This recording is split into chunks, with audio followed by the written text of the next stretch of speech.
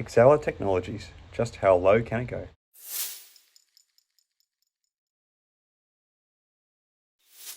Hi again everyone, I hope you're all doing really well. So during Tuesday's trade, we hit a grim milestone with XELA Technologies, ticker symbol XELA, the regular stock, falling below the 10-cent per share price mark. Considering about a year ago, it was in the middle of a short squeeze and sitting above the $4 per share mark, it has been a long fall from these highs. So what is driving these falls, and will the stock price return to a price point that is more favorable for long-suffering shareholders? Well, these questions are really hard to answer, but I'll give my thoughts on them in this video.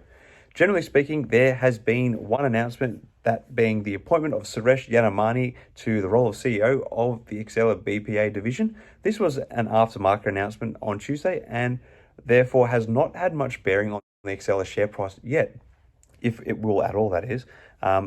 This new management position follows on from another recent appointment of Lakshmi Narayana Chandramohan to President of Bills and Payments, a division which soon after announced the securing of $136 million in new business. So we are continuing to still see good news coming out from XELA as a company. The space of good fortune from the company are clearly being weighed down by a few other forces, however.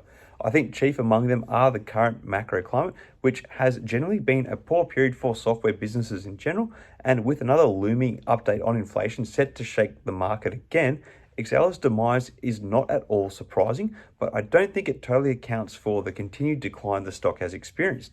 I think what we may actually be seeing also hurting XELA's share price is the equity raising vehicle the company has in place with B. Riley Capital, to which they can sell shares of up to $200 million as a way to raise capital off the market. The obvious effect of this would be dilution to the existing share base. It will be hard to say whether this flexible capital raising vehicle has been utilized until the next set of financials come out from the company and we can see if there has been a drastic increase in the size of the float outstanding. Currently, XELA are set to release their Q2 earnings on the 9th of August, so we will look into that share float issue then. From a technical perspective, there is not really much to read into here. The stock has continued to slide lower. We are seeing a slight increase in the volume, but that may be reflective of the share price sinking lower, making it cheaper to trade higher quantities of the stock. While there is an oversold appearance in both the RSI and the Bollinger Bands, this is really being countered out by the protracted negative sentiment being read in the MACD indicator. So to me, generally things still are not looking good from a technical perspective. Obviously, if we get a better than expected inflation data point this week, this could be the catalyst for a broad market rebound, of which you would expect tech and growth stocks to fare better than the broader market. However, later this week, I think it will be interesting to see some of the company reporting data.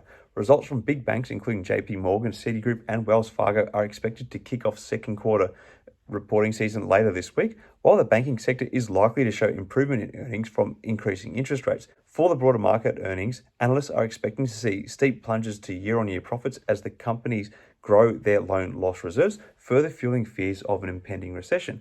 Further to that, there are expectations of a further 75 basis point rate rise from the Fed next week, all of which will continue to present macro hurdles for XELA's stock price to navigate, and if current form is anything to go by, it could see a further sag, leaving many holders of the common stock wondering just how much further can this stock go down. I think something that could lead to a bit of a rebound down the track for XELA is that if their August results show continued improvement to revenues and profitability, but I think more importantly, if they reflect a company that has not been raising capital through issuing more shares. Honestly, I think that is going to be where we start to get an idea for where the company is going. The fact that they have issued preference shares and have honored the payments to date, to me, sends the message that the board felt like the company was achieving a degree of stability. Not that any of this is investing advice, but about a fortnight ago, I made a further purchase of XELA shares when they had reached the 16 cents each mark. I am tempted to buy some more now that they are sitting below 10 cents. This is, of course, a highly risky move on my part, so I'm only using money that I'm willing to lose if there is further erosion on the share price. My main interest in XELA Technologies is in my preference shareholding, which, unlike the common stock, has actually experienced a bit of a rebound since they honoured the first dividend payment. Anyway, what do you guys all think about XELA's recent dip below 10 cents? Are we set to see further hurt to the share price? What are your plans for the stock? Let me know your thoughts in the comments below. Till next time, everyone, may the markets trade in your favour. Cheers.